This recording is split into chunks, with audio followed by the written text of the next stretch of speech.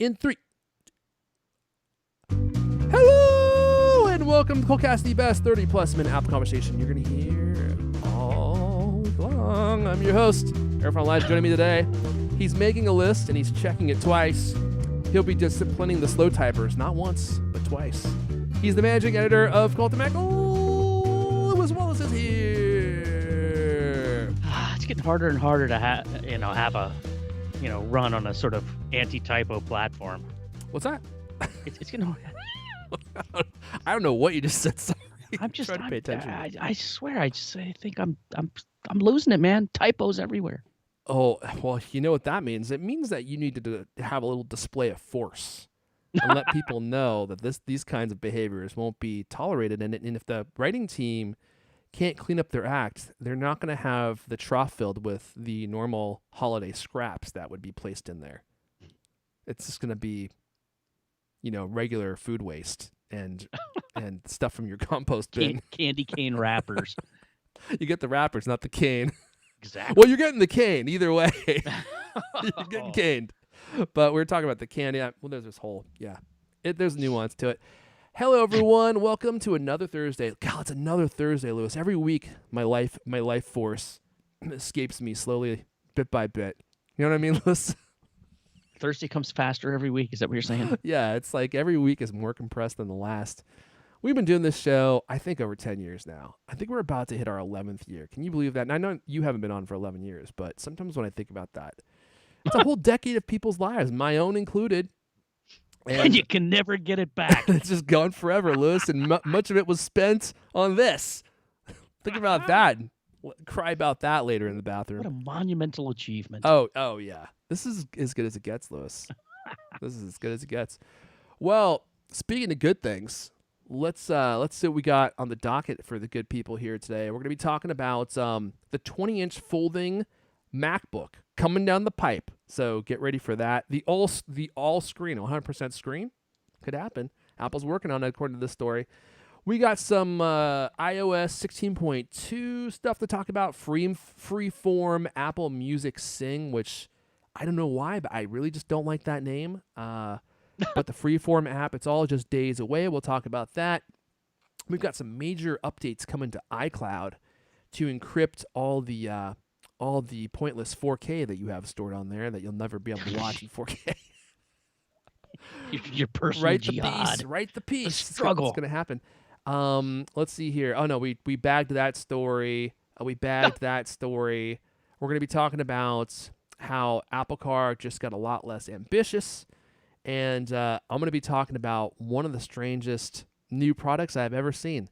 Will.i.am would be jealous. It's coming from Dyson. Dyson's getting ready to make their first pair of headphones. I think it's their first pair of headphones. And these are some of the strangest gadgets I've ever seen. And we'll talk a little bit about those. I was so excited to talk about these. I actually didn't even put a link to these in the show notes because I want to get Lewis's genuine reaction to these. Because when you see them, I think the first reaction you're going to have is like, that can't be real. But they are actually going to be making these. It's not April, is it? And this is from Dyson, the vacuum cleaner maker. Yeah, so I just recently purchased a new Dyson. And I hope that these clean your ears. They just suck all that earwax out. Is that right? Yeah, with 14 cyclones. It cleans them out real good. And the email they sent me when I got my order placed was, your Dyson technology has been ordered. And then when you get your email that it's shipped, your Dyson technology has shipped. So they don't consider themselves to be a vacuum company. They're a technology company, right? And they make different stuff now. They have like really expensive fans. They have their vacuums, of course, but then they make like hair curling products, and all of it is just crazy expensive. I don't know if it's warranted, to be honest with you. Although the vacuums are really convenient until they quit working. Well, that's why you got to get the warranty on there, Lewis, with your favorite extended warranty credit card. Do you remember when things used to work for like 20 years? Yeah, it's been at least 20 years since that has been true. Now everything is just made of plastic now. Including cars. Like a BMW, like you open up the hood on that thing, everything's made of plastic. The engine, transmission. Come on. That's probably actionable. In my opinion. Ask the lawyers. In my opinion, when I owned my BMW, man, that whole thing was made of plastic. You open up the hood, and like the coolant reservoir where it holds all the hot coolant is made of plastic. And I'm like, dude, But what are you gonna make it out of? I don't know, something that doesn't melt. I don't know, crystal, anything. I mean, anything would be better than plastic, tin, but Leather. rich Italian leather, yeah. Alcantara. Is that like suede leather or something? Alcantara leather. Don't know. Our I'm new not engine familiar with is that made term. of Alcantara leather. You can start it, Jeez. drive 2 miles off the lot, and then it will be time to get a new one. All right. Before I dive into all the fun, can I just give a very hearty thank you to all of you for supporting the show and supporting me by going and getting yourself a nothing is better than coatcloth.co. That's kind of a weird sentence to say. I don't think that landed the way I was hoping it would, but I'm going to work on that. The best wipe you'll ever have, coatcloth.co. Jeez, No? come on. No, I need to work on it. But it is true. Nothing wipes better than coatcloth.co. It will leave your gadgets sparkling clean. Your lenses, your sunglasses. I mean, you really won't believe how well it works. Even now, after all these years, when I swipe my coat cloth across my Apple Watch Ultra, my sunglasses, I cannot believe how well they work. They just leave nothing behind but sparkling glass, sparkling clean plastic, metals. There's just nothing left. There's nothing left behind. And we've got a new deal going for Coltcast listeners for a limited time. Very limited. Uh-oh. You can use code COLTCLOTH at checkout to score 2 free carry cloths with orders $20 plus. These are the finest carry cloths you'll encounter. They're the perfect size for your hand. You won't accidentally smudge your sunglasses because they're too small, which is what happens with a lot of these. And they have extraordinary cleaning power. They'll leave nothing behind but, smudge-free glass, sparkling clean plastics, whatever you got.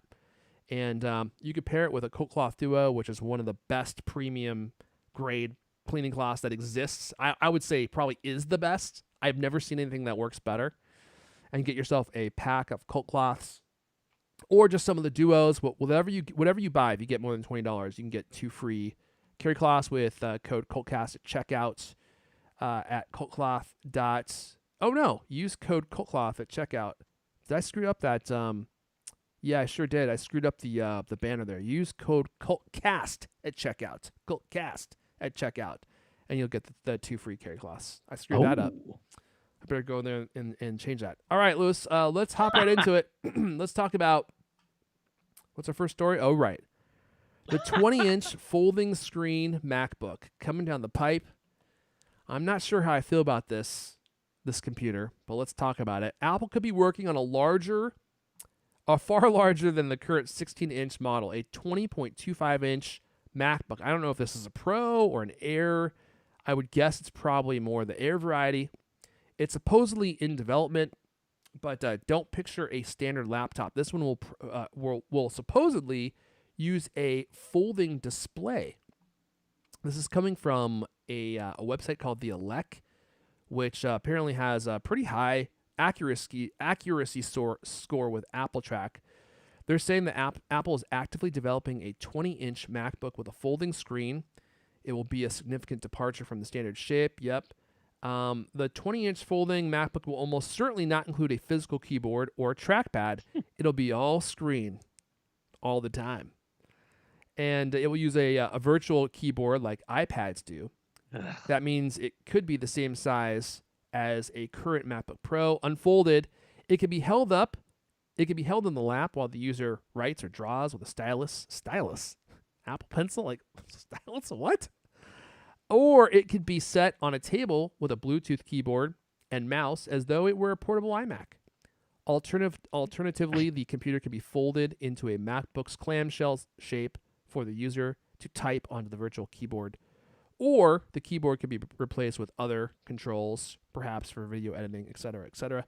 By the way, I was crazy sick the last 3 or 4 days. I'm a lot better now, obviously, but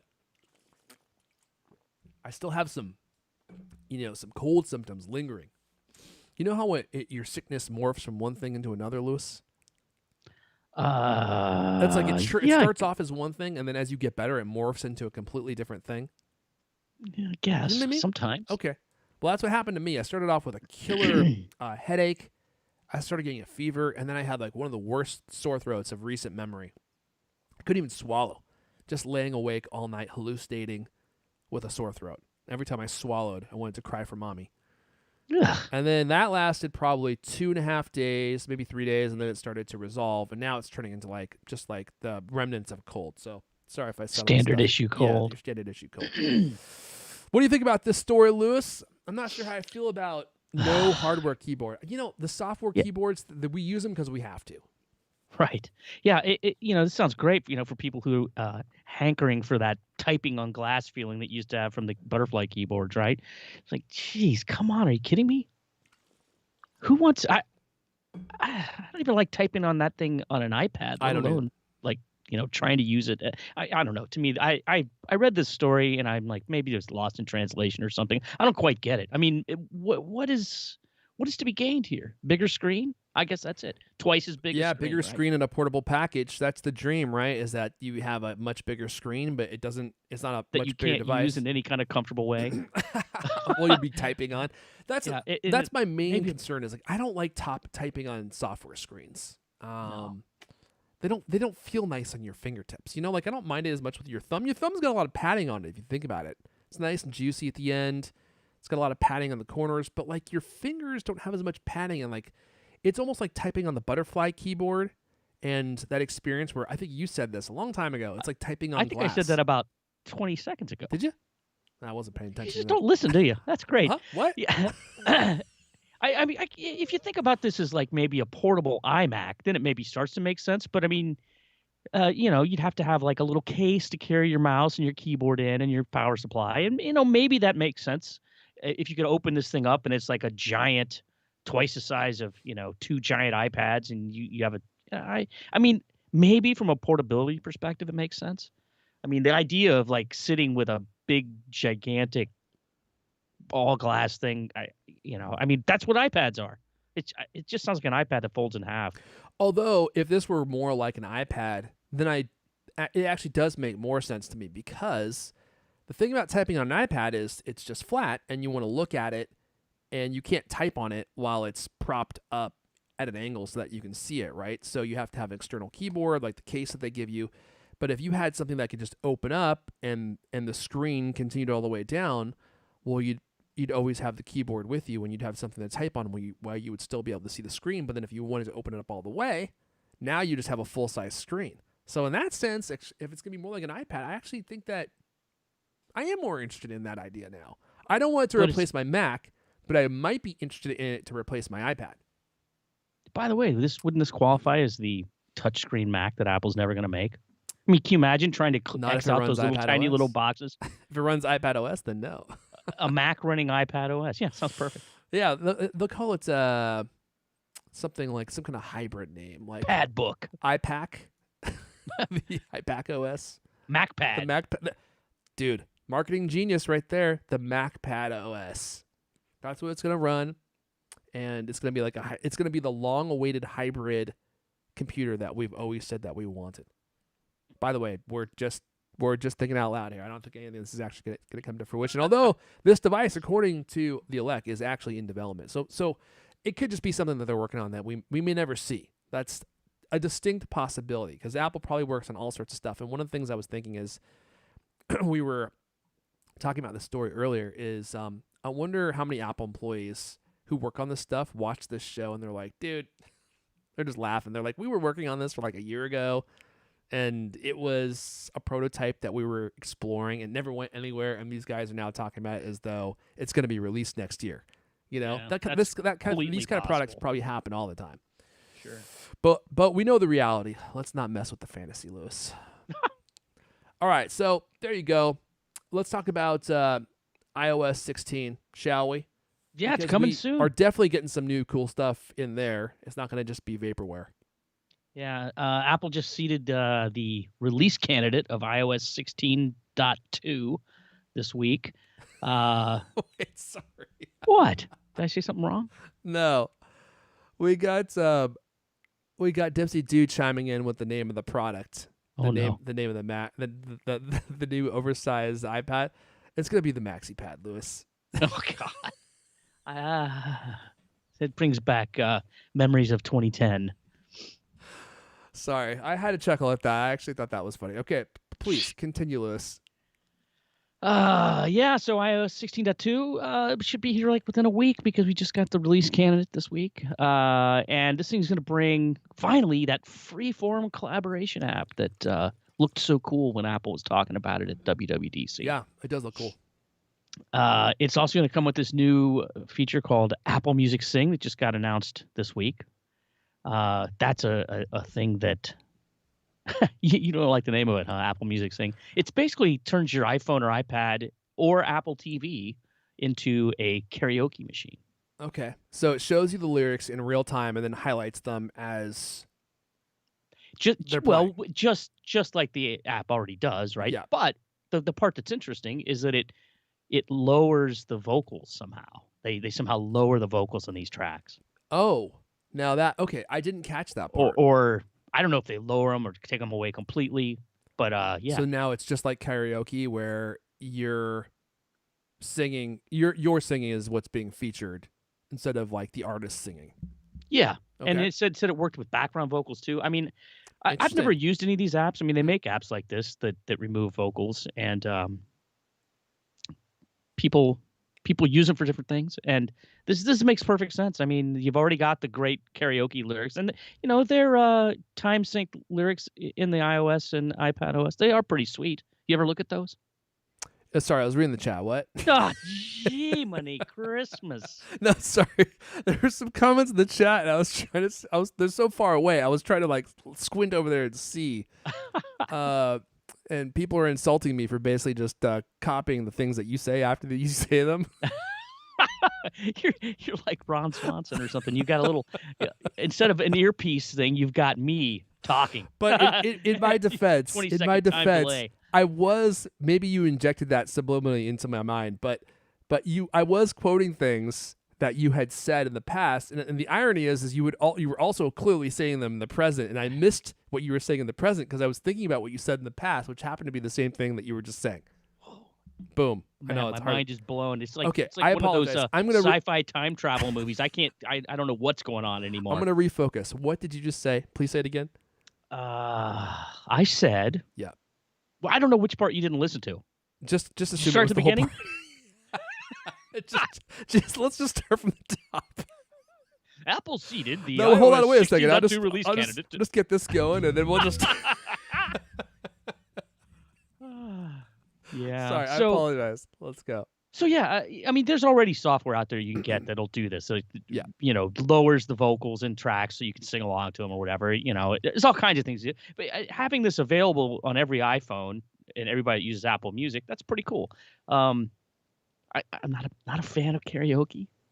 In fact, I've had to listen to it some nights on darts night, and it's we actually like nobody plays darts in that bar anymore because it was just so distracting. Because Wednesday night was karaoke night at darts night, and you're playing darts everything, and then the karaoke starts. You just I don't know. Every once in a while, one of the darts players is like, "Oh, I'm not going to play in this round. I'm going to go sing." I'm like, "Off the team." That's got to be a strict rule, man. Like, if you're here to play darts, you're not going to sing, man. You're here to play darts. You need to stay over here and be playing darts. Don't punish us. Keep your head in the game. Yeah. But there was some question you'd asked me. Do you remember what it was? Did I ask you a question? Yeah, because you asked me a question, and that's when I had. I think I was just talking about the time sync lyrics in iOS and iPad OS, and if you've ever looked at them, used them, I mean, it's a pretty slick implementation that Apple has. Yeah. I always like using them, and it makes sense to just if they can do this with a substantial number or all their music tracks. I mean, that's the one question I had about this is this going to apply to every single song in their catalog? Yeah, I was wondering that too. I doubt it. And I don't know how well that software works to, you know, suppress the vocals in a song. And I don't know if they can just press a button and have it just automatically work on every single track in their catalog. And if the I mean, I guess the artists maybe don't care as long as they're getting their I don't know. tenth of a penny. I don't know if there's some kind of like royalty fees that have to be paid. I know that the lyrics are not available for all songs. For some songs, they're not even right.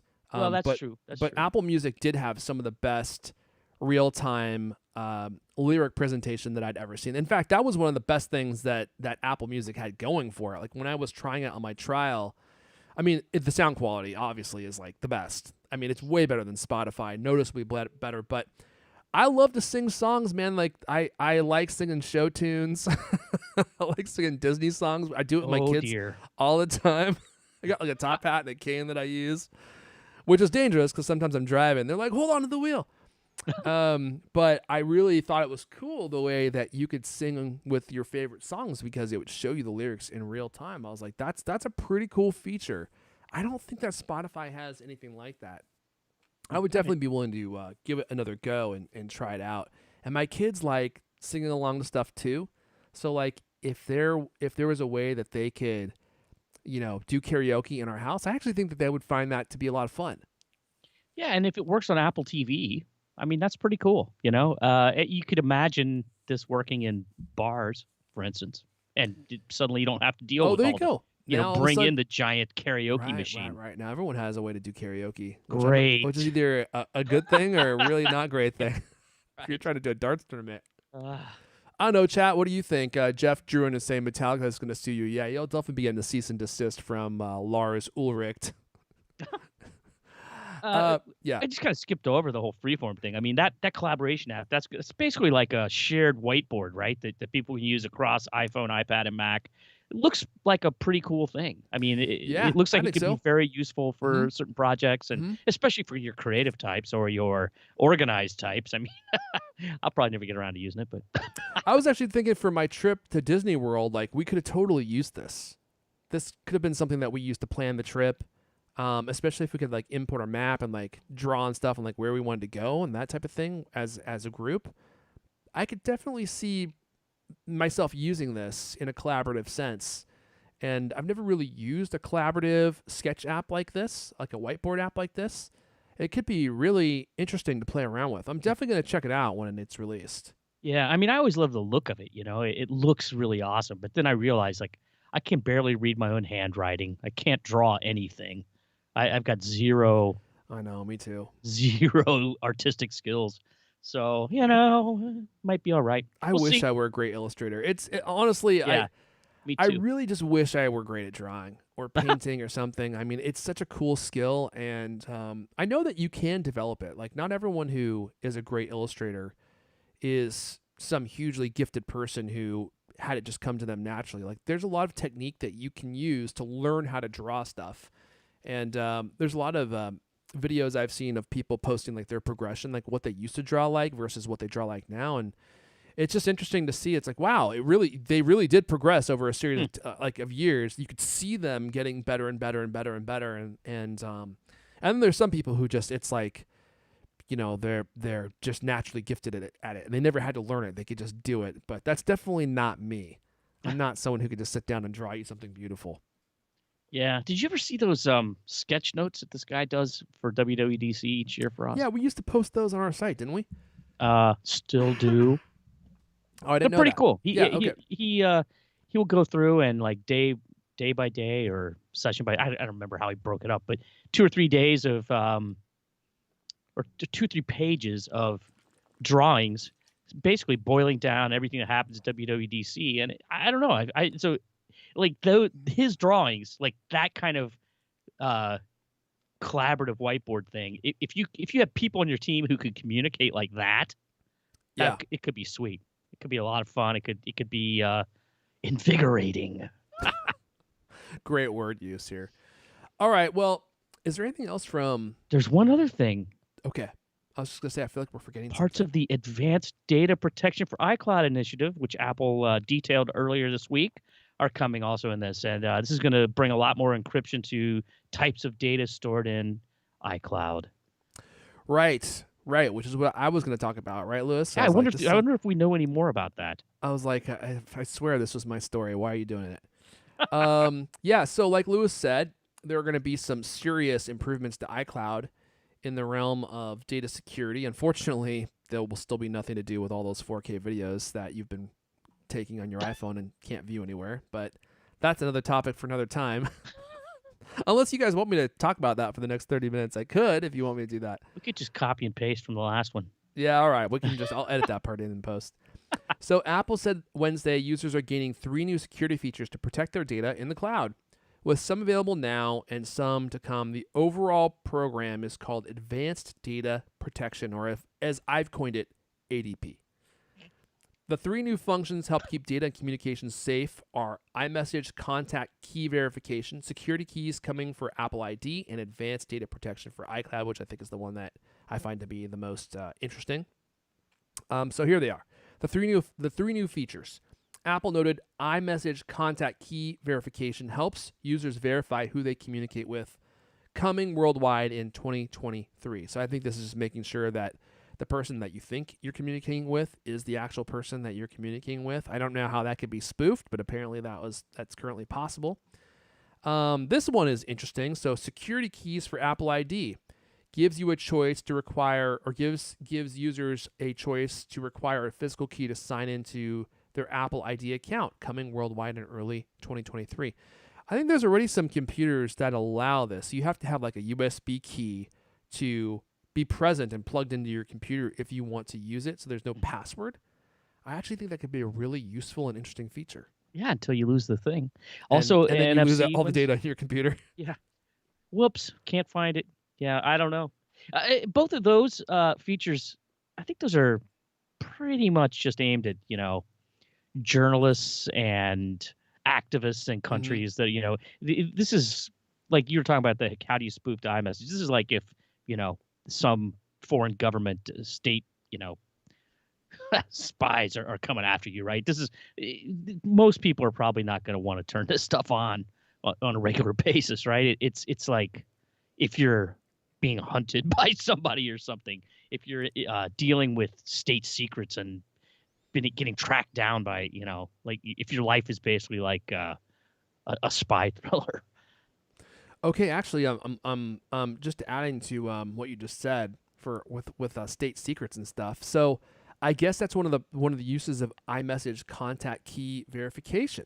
So yeah, I thought this was weird. I was like, can you spoof like your iMessage ID so that people would be contacting you, even though they think they're talking to someone else? And I guess that is actually true. There is a part of the press release here. It says Apple pioneered the use of end-to-end encryption in consumer communication services with the launch of iMessage, so that messages could be read only by the sender and the recipients. FaceTime uses the same thing. With iMessage contact key verification, users who face extraordinary digital threats, such as journalists, human rights activists, and members of the government, can choose to further verify that they are messaging only the people with which they intend. So the vast majority of users will never be targeted by highly sophisticated cyber attacks, but the feature provides an important additional layer of security for those who might be. Conversations between users who have enabled iMessage contact key verification receive automatic alerts if an exceptionally advanced adversary, Yeah. I mean like people like us, honestly, Right. exceptionally advanced, such as state-sponsored attacker were ever to succeed breaching cloud servers and inserting their own device to eavesdrop on these encrypted communications. This is like some serious spy versus spy stuff. Yeah, this is God, just not, think about the level of expertise you would have to even build a feature like this. To know that it's needed, to know that it could be something that people could take advantage of, and then to build a solution to it. Good grief. Yeah, it's kind of weird too. Like if they know that that's happened, then why would that continue happening? I don't quite understand exactly how this works, and probably never will. But yeah. Okay. The last one I forgot to mention: advanced data protection for iCloud. Save the best for last. Yes, Apple makes the most. Blah blah blah. Yeah, we know. Yeah. So let me actually go back to my little blurb here, so I don't screw it up.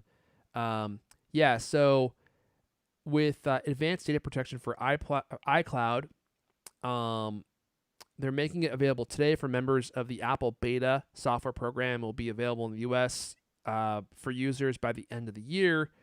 The feature will start rolling out in early 2023. Oh, well, they don't say. Oh, okay. Yeah. It allows you it employs end-to-end encryption in iCloud. So that means like all your data that you It's store in iCloud is encrypted end to end, right? Were you gonna say it's something, Lewis? it's iCloud backup, notes, and photos. Mm. And so basically, most of iCloud is covered by this. And it says the only major iCloud, this is Apple talking directly from Apple, only major iCloud data categories that are not covered are iCloud Mail, Contacts, and Calendar because of the need to interoperate with the global email contacts and calendar systems. So basically, they're just expanding the end-to-end encryption stuff that they do. Well, it's interesting because currently Apple can unencrypt your iCloud backup, can't they? I think That's what this is. That's what they're doing here. They're adding it to iCloud backup. right, because currently they could go in and if they wanted to provide your iCloud backup to like the FBI or something.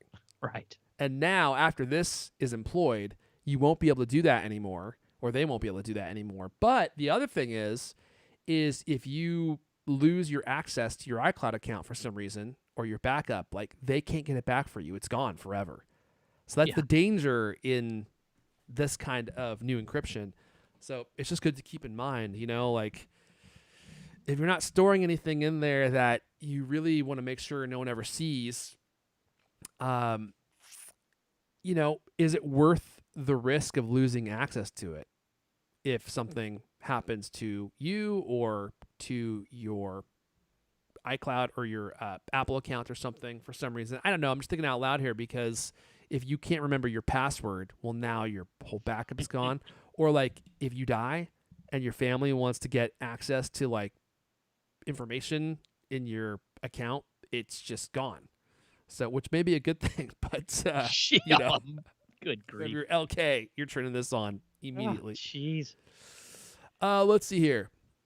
And then iCave Dave saying you saw that they scrapped the CSAM the CSAM scanning plans at the same time. Yeah, I did see that. So Apple announced that they're no longer pursuing that either, which I don't know, man. I so this is essentially them scanning your iCloud library for explicit photos that shouldn't be in there, like especially like child abuse, child porn, that type of thing, which is horrible.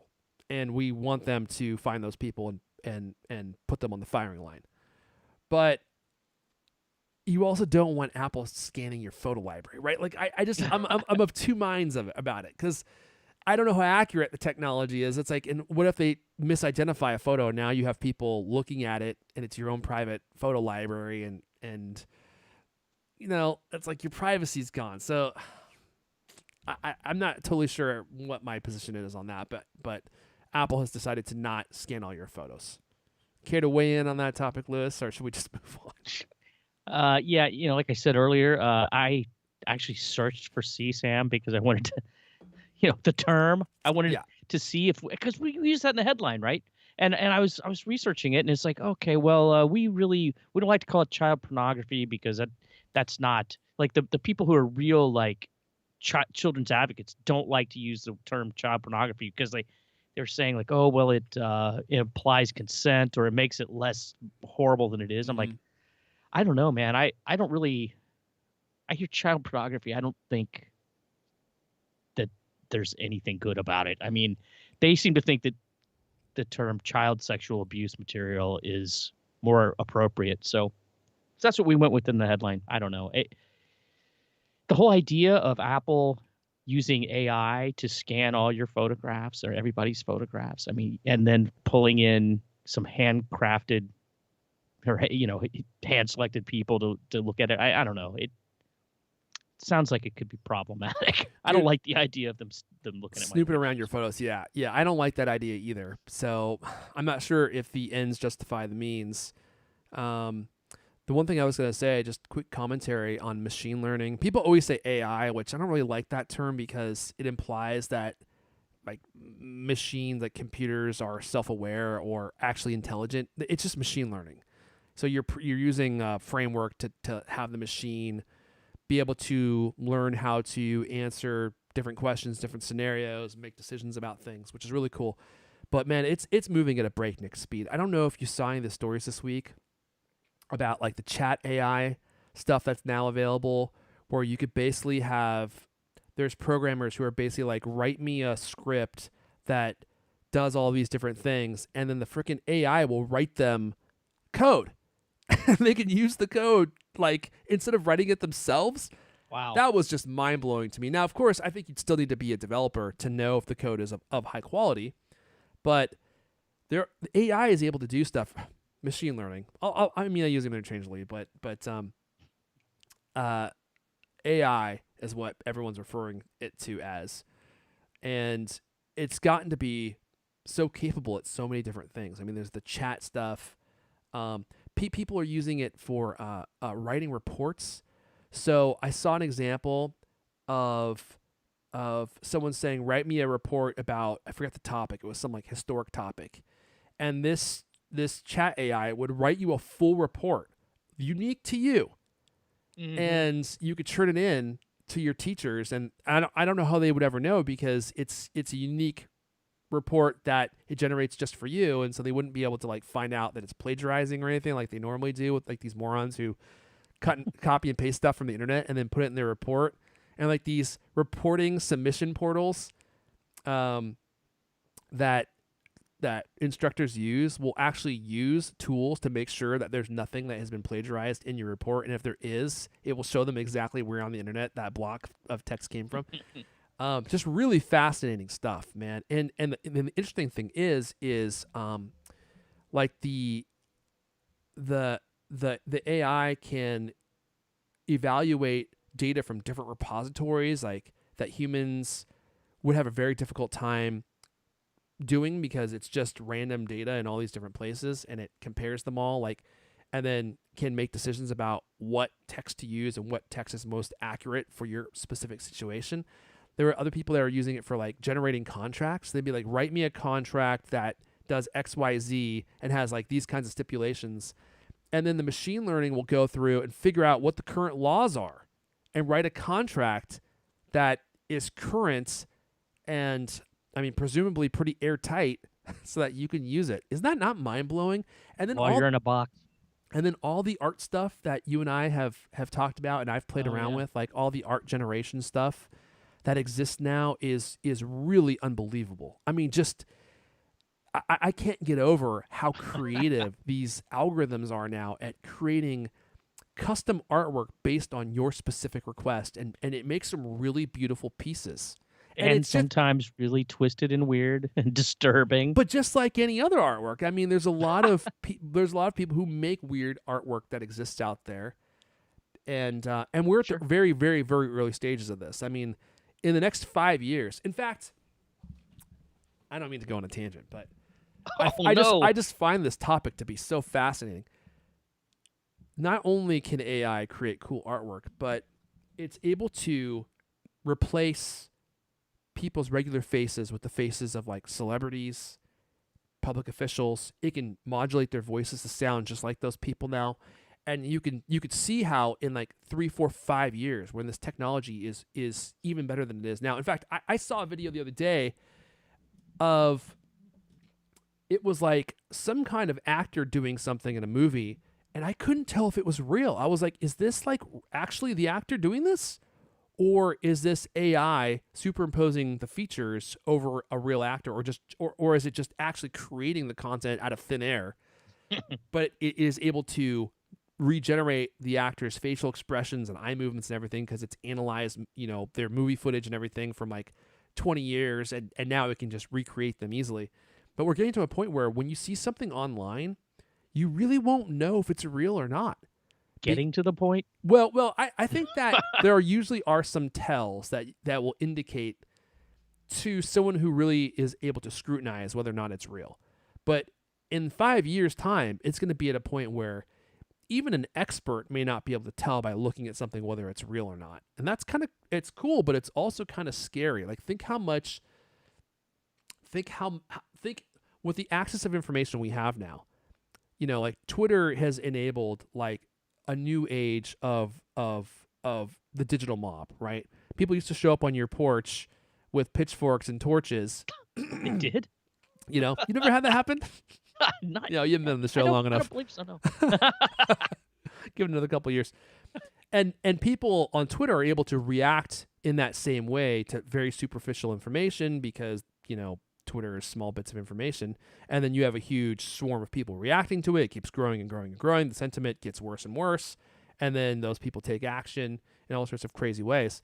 But imagine if they saw a video that was a politician saying something about another politician or a country or whatever, and they're all reacting to it, and yet the video is just made completely, it's just completely architected by some kind of AI. That's crazy, man. Like, that could cause serious issues.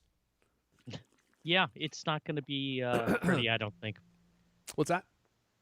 Not going to be pretty. Yeah, there's going to have to be a way to discern what's real and what's not in the future, because it's, like you say, it's already getting to a point where it's kind of hard to tell. All right, look, you know what is real, Lewis?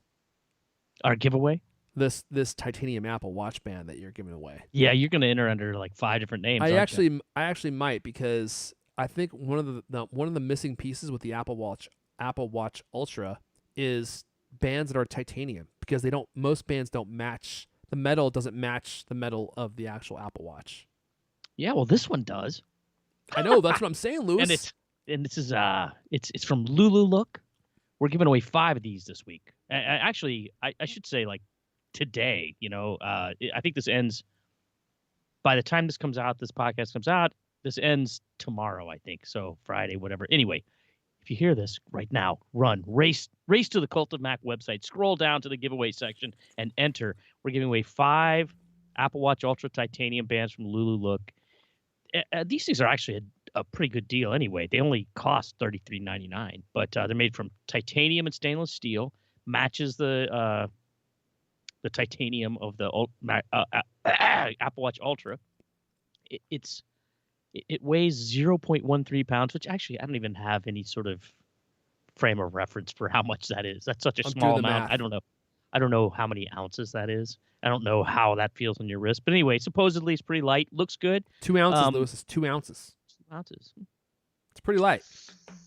Yeah. So it only comes in the titanium finish for the 49mm Apple Watch Ultra, but they do sell it, I believe, in black and silver or something for other size bands. Anyway, this giveaway ends soon. Giving 5 away. Go to cultofmac.com, scroll down the giveaway, enter, free entry by, I think, subscribing to our newsletter, visiting our Facebook page, stuff like that. Very simple to enter. You've got a fairly decent chance. You got a chance. Although, I how many times have you entered under false names now for this particular giveaway? I've got probably 8 different aliases, and I've never won anything. Okay. All right. Well, I thought maybe your advanced AI algorithm had just sifted out my false entries. Yeah, that's based upon my IP address and other immutable characteristics. It's a pretty good looking band, I gotta say. And yeah, I like it. The price of just $33.99. Well, that's a great price too. Pretty if you just wanted to buy one. Yeah, like that's. We oftentimes, go ahead and include the buy links in there because maybe you don't want to wait for the giveaway to end. Whatever. Right. But so got some good looking bands in there. So they look. This thing to recognize there's my Ultra right there, Lewis. How you like that? Look at that. Think how good it would look with a nice metal band that matched perfectly. You know what's funny is this is the Alpine Loop, which I love. This band is $100. It's just wow. It's just a couple of pieces of titanium hooking it to the watch, and then the hook, and then some nylon. But they specially designed that for alpine hiking. Yeah. Have you been to the Alps yet to test it to just see how good it is? That was the very first thing I did. Is I took a helicopter to the Alps, and just dropped you at the top of the Alps. Well, I mean, they didn't drop me. I was hanging on the rope, and he's like, "Just let go whenever you want." And I was like, "Okay." And once I got to the peak, because I'm a peak guy, I'm at peak physical condition, peak mental acuity. I mean, you name it. So I dropped off the roof or off the rope, and I skied down the slopes. And I mean, I couldn't have done it without my Alpine Loop, Apple Watch Ultra. So. This is a serious question. What makes that an Alpine Loop? I haven't I don't own one of these things yet. I haven't worn one of these things yet. What makes it an Alpine Loop and not just a sport band? The marketing team. What is that titanium hook on there all about? Nothing. What's it It. for? I mean, Can you repel with that thing? I think Can you just honestly, I think it's just supposed to be like a really cool look. I don't know. You can't show people your Apple Watch. is You it? know this. Are you trying Yeah, to troll yeah. me? You Is it can't show literally people your just? Apple Watch on your Is wrist. it There's no way. just fashion though? Yeah, Is it? I think There's so. no function whatsoever. I don't think so. I think that it just looks cool. I mean, it's supposed to create a really secure fit, but what watch band doesn't? Yeah, Right? especially the Velcro ones that they make. Does that thing? It's Velcro, right? The Apple Watch Alpine Loop? Yeah. No, no, Is no. no Velcro? No, there's no Velcro anywhere It's on it. only that metal It's thing. just I can't show it to you because my wrist It doesn't just turn looks that way. like a Velcro one. You I always see- assumed there was some Velcro in it. Yeah, I No, can there's kind of see there's it. the loop right there. Yeah, there's no Velcro on it. It's just a little titanium hook that goes into a loop on the watch, and that's it. And actually, if anything, I would say it's kind of it's superfluous. It's too chunky. And if you work on a MacBook Pro, it's actually a little bit dangerous because now you have this big metal hook that could rub into the deck of your MacBook Pro. I mean, I've situated mine in such a way so it's far enough off to the side where that doesn't usually happen. But every once in a while, I touch my MacBook Pro with the hook, and I'm like, right? I mean, is there any benefit to that over just a regular old Sport loop. nylon sport loop? Or I mean, because it looks maybe the same basically. maybe it might hold onto your wrist better because it's a hook instead of like a Velcro loop.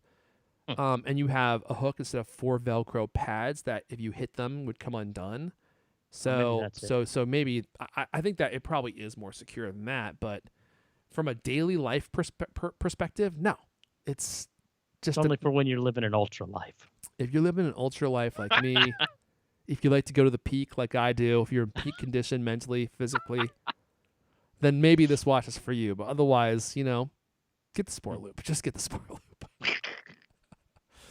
I also think that this strap looks a lot better on the Ultra than the regular sport loop does.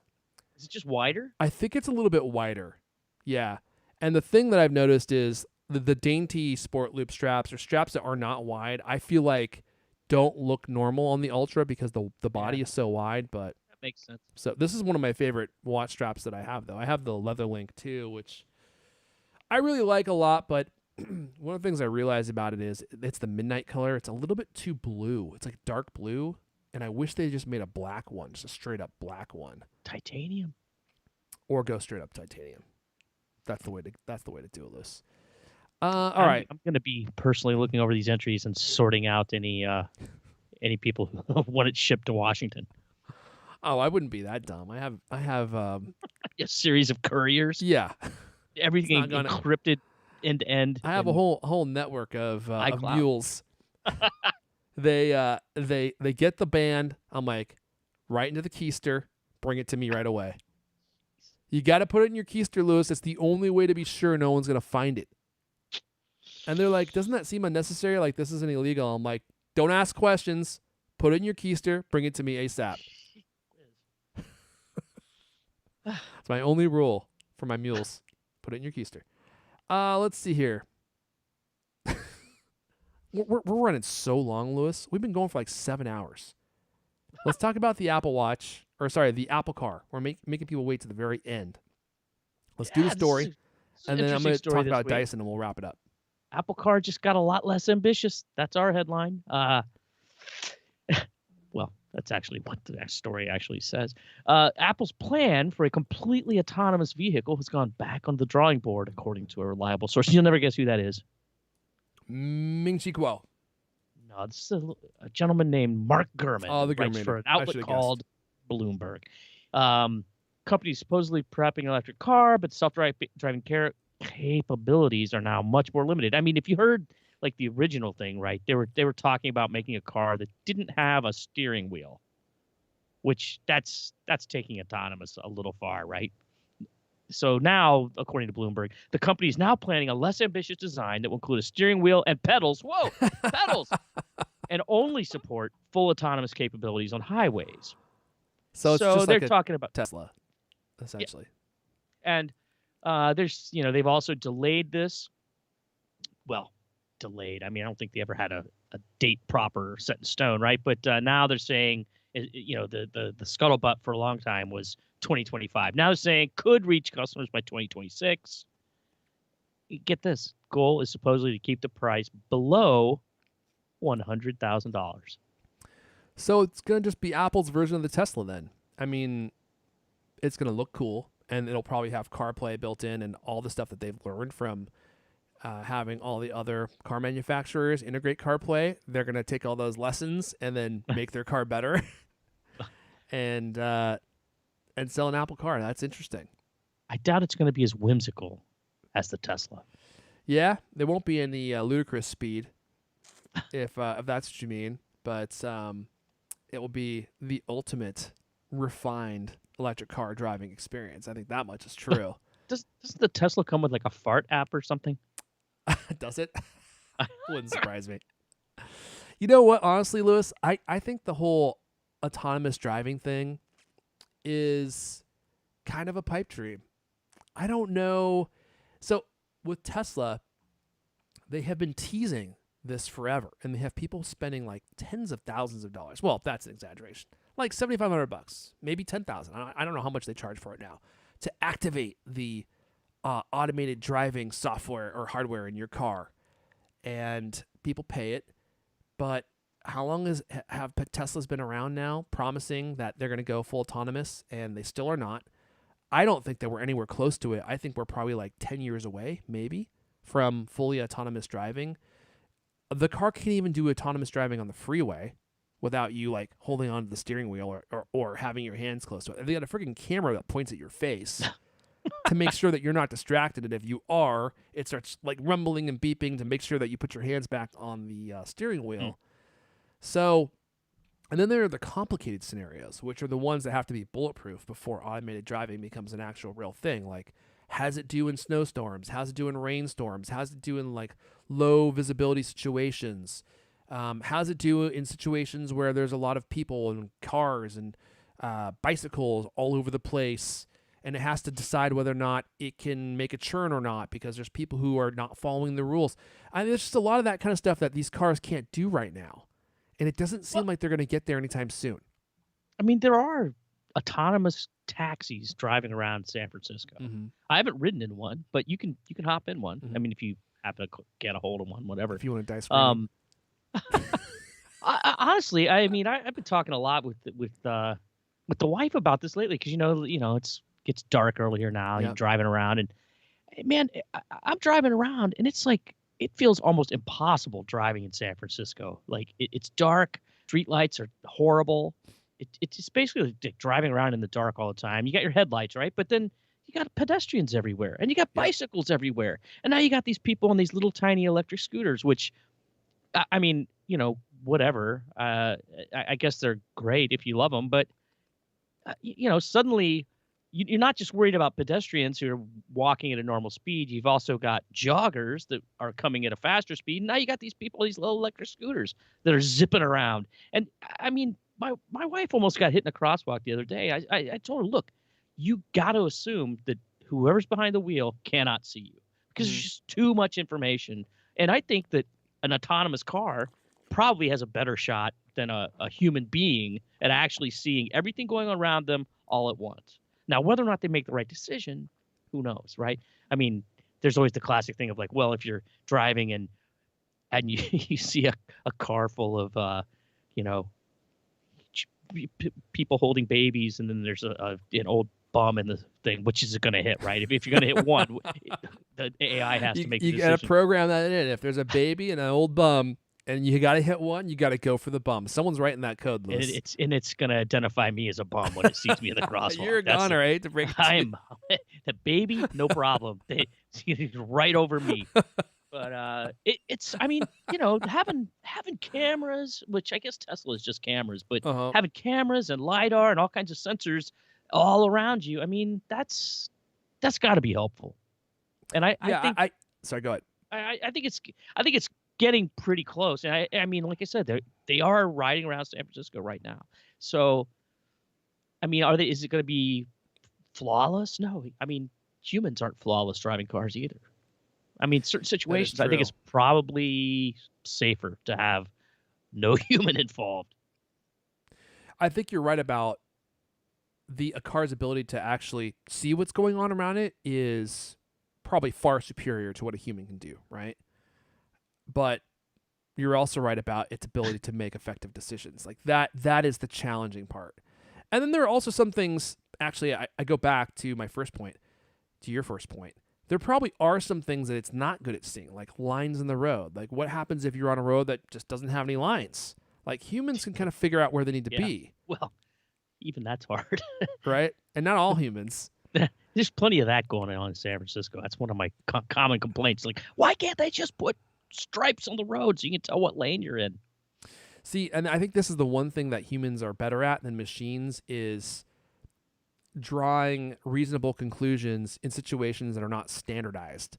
Like an Right. AI, it probably works really well when all the road signs and all the lines and everything that would normally be there are there, and it knows what to look for. Everything's been addressed in the Yeah, code. but any unexpected variability, the outliers, it gets to a point where it's like, oh, I don't know what to do with this because Right. no one's told me, and I don't have any experience to draw from, so I'm going to just run over everyone.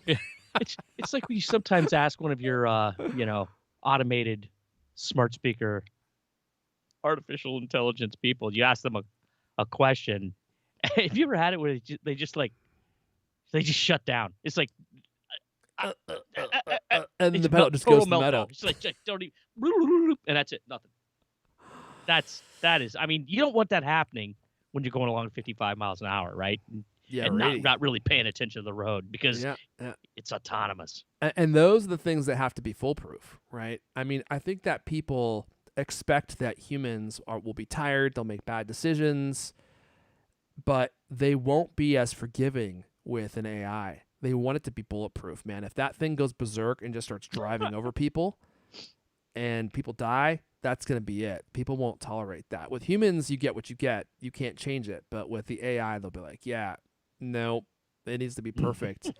So that's why I'm like, I just don't see it happening anytime in the near future. I mean, from a legislative standpoint and a reality of like what's actually happening, I think you're probably right. It's going to take a while. I think it's probably pretty close to being almost as safe as a human driver, depending on the human Some driver. Right? I drivers mean, are we've more all safe than others, we've yeah. already been, we've all been in a car with somebody. You're like, let me out. I can't bear this. Well, I think the other thing so let me read this. iCave Dave, I think even current self-driving is about twice as safe as human driving in terms of accidents per mile. Okay, well, that might be true. I don't know. But I think that humans are probably better at, and this is just me thinking out loud here, at protecting human life, right? Like, we value human life. We want to make sure that we don't do anything that would cause an accident that would hurt another person or kill another person. And I wonder if, even though accidents per mile are less for machines, if you just let them drive all over the place, I wonder if the kinds of accidents they would cause would be more severe, right? I don't know, because they don't have that same filter that we do that says, hey, I should probably be more careful in this certain situation because there's a higher propensity to hurt someone in these kind of conditions because I'm not totally sure exactly what's going to happen next or what these conditions or how these conditions are going to are going to progress. And with humans, like, we are programmed to be careful to not hurt other people. And I don't know if an AI can act that way. Does that make sense? Yeah, what are their priorities, right? I mean, for a long time, I was getting news alerts about it. Every crash in California of a autonomous car, because I was certain that there was going to be an Apple one, right? But almost every crash was, if you read the police report, almost every crash, or I don't know if it was police or the department, whatever Department of Transportation, whoever's doing it. Anyway, anytime there's an accident with an autonomous car, you have to fill out a form, right? And almost every time it was because somebody, not the autonomous car, but somebody else did something squirrely and it didn't react quite quickly enough. Or, like it got hit in the back by a human driver. It was almost always caused by a human. It seemed like, like Hmm. something that a human did was bad enough that it impacted this. I don't know. I mean, that's kind of gets back to what we're saying, like, though, right? Like, it didn't have the right code to keep it from getting hit by that car. I mean, not that a human could either, though. That's the thing. Like, if somebody runs a red light, who has a better chance of stopping, you or a machine? I'd say probably most of the time it's a machine, Yeah, because half yeah, the time you're not counting on it happening, right? So you've already stopped looking that way. If somebody's traveling at 90 miles an hour and they T-bone you, oof. yeah. It's an interesting conversation. I think that there's definitely things that a machine would do better, right? As far as being aware, as far as continually monitoring surrounding conditions, looking for people going by, looking for cars in the area. It doesn't rest. It doesn't get tired, but It probably doesn't drink. drinks gas. No, it doesn't. It Drinks. sips electrons. What if it has too many electrons at once though? Over voltage. And the pedal just goes right to the bottom, and that thing goes 0 to 60 in 3 seconds, running over everyone. All right, let's wrap up with this story, guys, because we've been going for like 6.5 hours now. Oh, I can't wait to see this. Dyson, yes, that Dyson is getting ready to get into the headphone game, Lewis. The headphone game, and I think you guys are gonna like their first product. Should I post this in the Slack, Lewis? Sure. I'm gonna post it. There it is, Lewis. This is a real product, Sure it is. and I think you'd look nice in this, Lewis. On your next plane ride, how would you like to have your own personal fresh air? Well, now you can, because Dyson thinks that you're gonna pay for these $1,000 headphones, $949. Oh, wow, what a deal. That will, I'm not sure how the audio is going to sound, but have this Bane-looking extension that goes from the headphones around your nose and your mouth. I was going to say Power Ranger. It does kind of look like a Power Ranger mask, doesn't it? Oh, This so is a real goofy. product, guys. Ant-Man time. Oh, so they have another pair of headphones. They introduced their Zone noise canceling and air purifying headphones earlier this year. Oh, I guess these are the same headphones, but they didn't announce pricing or availability. They didn't say anything about battery life, but this week they shared all that information. So it's going to be available for sale next March. I got to review these, man. I got to review these. and not just from like a cynical, yeah, these are going to suck. They might be fantastic. I really don't know, but they do look bizarre. Suck. Dyson headphones suck. There's the headline right there, Lewis. Shocker. These Dyson headphones really suck. But these ones actually blow, don't they? Because so there you go, man. These things blow because they blow, I think, clean air into your face. Is this did they hatch this during COVID? Is that what? I'm gonna guess they had Does to. it cover your nose too? Yeah, it goes over your nose and your mouth. Let's see here. I'm trying to get some information from the story. The Zone Purifier headphones are capable of up to 38 decibels of noise cancellation and feature 40 millimeter neodymium drivers. So the same kind of drivers as all headphones. You can use the My Dyson Companion app to choose between 3 audio equalization modes. Supports Bluetooth 5.0, but that's not the part that's interesting, of course. Both the standard and direct Dyson masks come with the Zone's signature visor, as well as a dedicated sleeve and cleaning brush. Okay, here we go. According to Dyson, the electrostatic filters are ready to provide up to 12 months of use before they should be replaced. The air purifier filters feature a dual-layer design that incorporates potassium-enriched carbon to capture acidic gases. I know you're full of acidic gases, aren't you, Lewis? Like nitrogen, sulfur dioxide, and ozone. All told, the company claims the filters will block 99% of particles, including ones that are as small as 0.1 microns.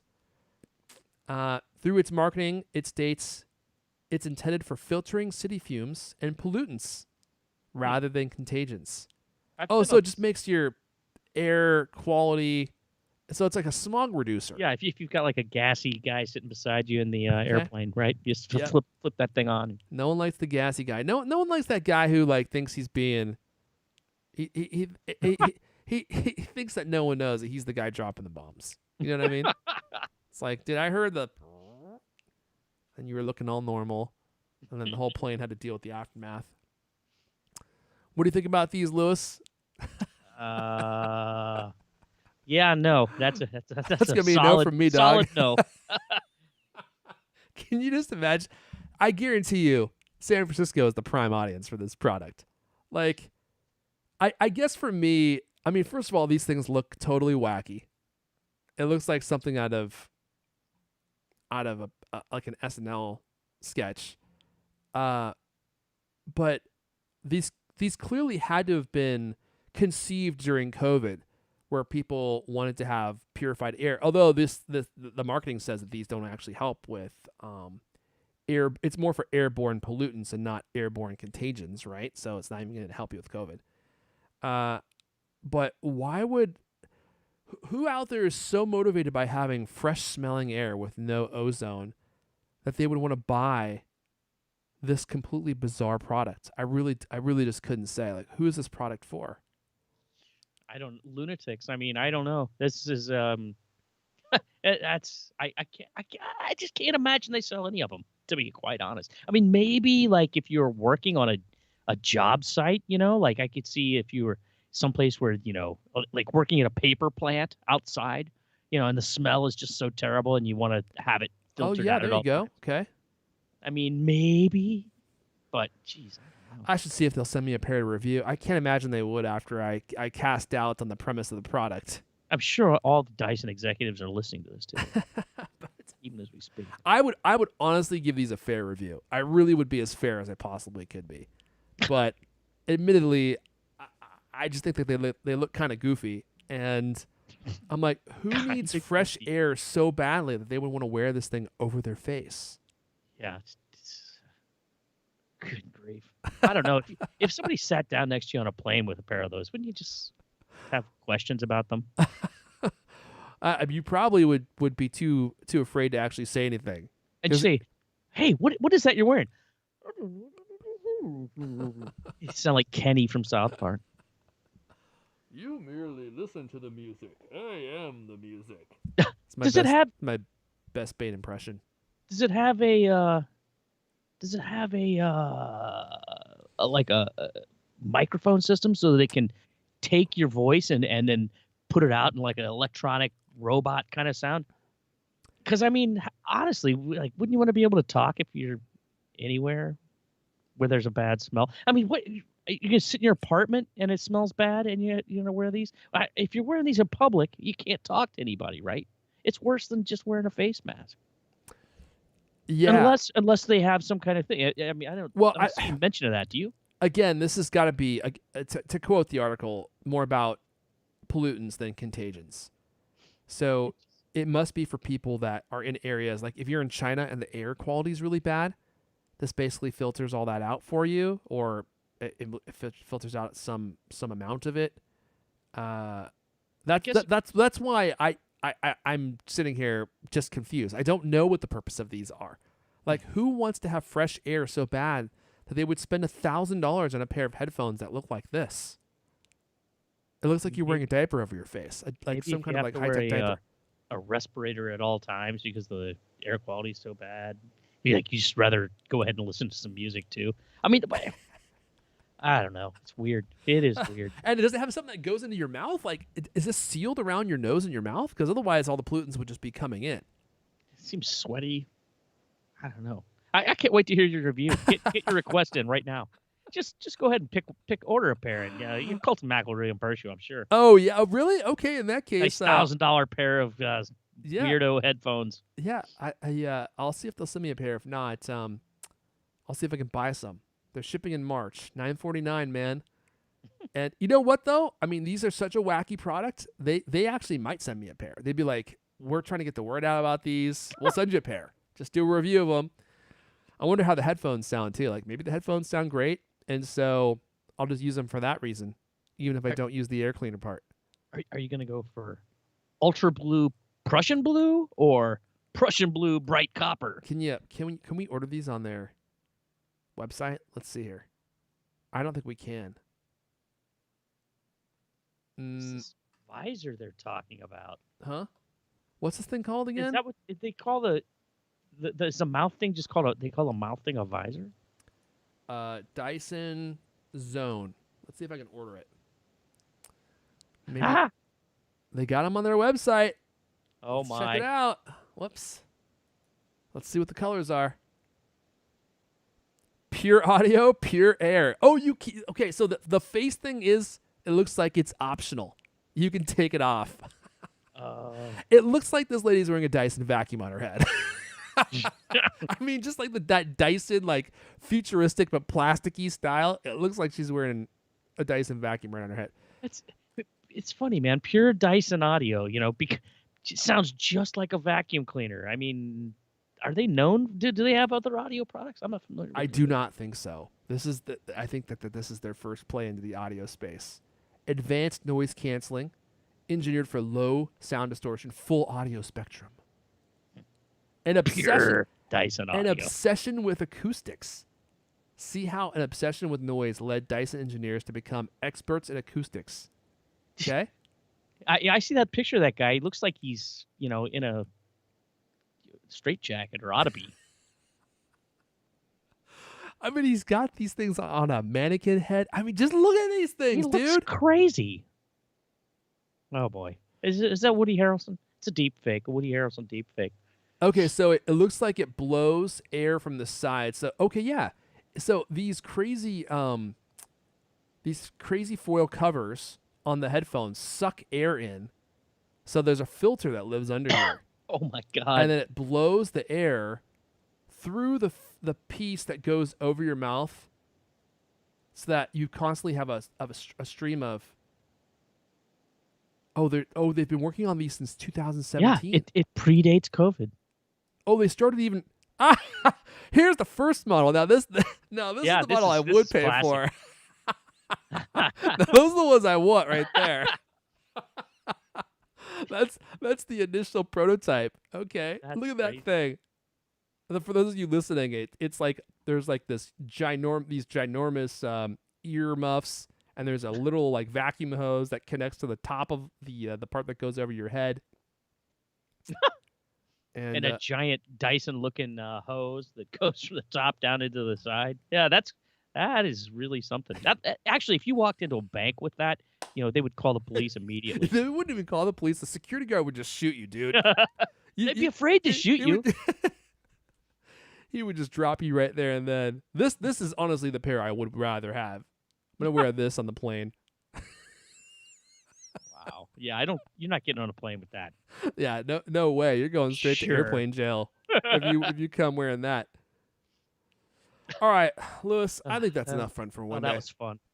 I'm going to go ahead and start up the music. We've been going for 18 hours and 23 minutes now. My mouth is dry. I got to fill up my water bottle. All right, that's all the Coldcast we have for you guys this week. But you know what? The fun doesn't end here. Me and Lewis, we're on the new Twitter, duking it out. I'm at Airfon, ERFON. Lewis is at Lewis Wallace. This has been the Coldcast, the best 30-plus minute Apple conversation you're going to hear all week long. New episodes of the Coldcast come out every Thursday night. I want to thank everyone for listening, for hanging out live.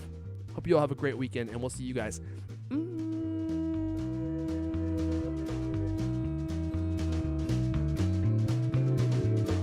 next time. I think I touched my lens. Where's my coat cloth? No problem. The coat cloth can't handle this. I see. Do they stop COVID? No, they do nothing about COVID. You see those headphones? You're like, those are the answer to COVID. No, they do nothing for COVID. It just makes sure that your air doesn't smell like farts.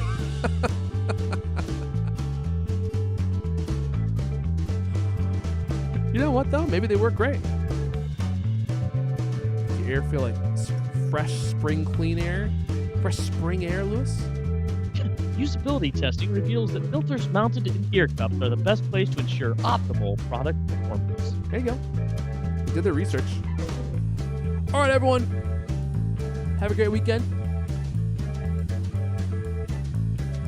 Keep it friendly, as always. I always do. I'm hovering towards the end stream button as we speak. I think Lewis is ready for a Snickers. Bye, y'all.